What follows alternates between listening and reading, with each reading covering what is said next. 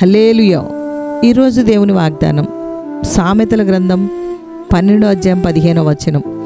జ్ఞానము ఆలోచన అంగీకరించును. నేను నీ ఆజ్ఞలయందు నమ్మిక ఉంచి ఉన్నాను. మంచి వివేచన మంచి జ్ఞానము నాకు నేర్పుము. దేవుని జ్ఞానము కలిగిన వారు దేవుని వెదకుదురు. దేవుని కార్యములను సర్వసృష్టిని బట్టి దేవుని గణపరచుదురు. అయితే బుద్ధిహీనుడైన ధనవంతుడు నా పంట సమకూర్చుకున్నటకు నాకు స్థలము చాలదు, గనుక నేనేమి చేతునని తనలో తాను ఆలోచించుకుని, నేను ఇలాగు చేతును, నా కొట్లు విప్పి వాటికంటే గొప్ప వాటిని అందులో నా ధాన్యమంతటిని ఆస్తిని సమకూర్చుకొని, నా ప్రాణముతో ప్రాణమా, అనేక సంవత్సరములకు విస్తారమైన ఆస్తి నీకు సమకూర్చబడి ఉన్నది, తినుము త్రాగుము సుఖించుము సంతోషించుమని చెప్పుకొందున నేను. అది మంచిదే కానీ తన ఆత్మస్థితిని గ్రహించలేదు, మరణము తర్వాత ఏమి జరుగునని గుర్తించలేదు. అల్పకాలము నిమిత్తము పొదుపు చేయగోరిన వాడు శాశ్వతమైన కాలము నిమిత్తము తనను సిద్ధపరచుకొనలేదు. దేవుడు అతనిని చూచి వెర్రివాడా అని పిలిచెను. ఒక బుద్ధిహీనుడు క్రీస్తు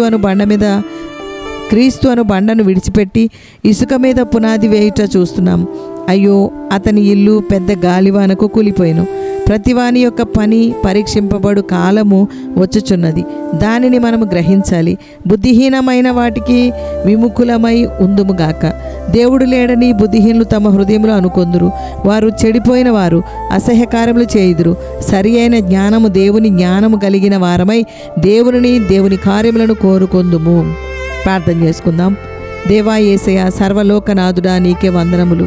బుద్ధిహీనతను విడిచి దేవుని వెదకిన వారముగా, దేవుని జత పని వారమై ఉండుటకు, దేవుని గృహముగా ఉండుటకు, బండ మీద కట్టబడిన గృహముగా ఉండుటకు సహాయము చేయము దేవా.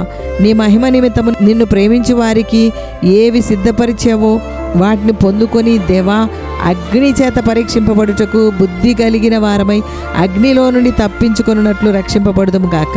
క్రీస్తునందు బుద్ధిమంతులుగా నిలువరమైన వారముగా ఉందుము గాక.